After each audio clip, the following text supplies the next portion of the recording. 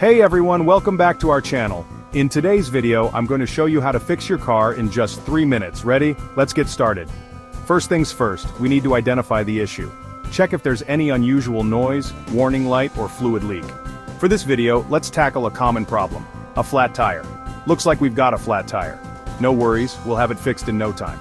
Next, gather all the tools you'll need, a jack, a lug wrench, and a spare tire. Make sure everything is within reach.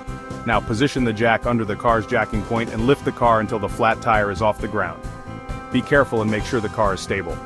Use the lug wrench to loosen the lug nuts and remove the flat tire.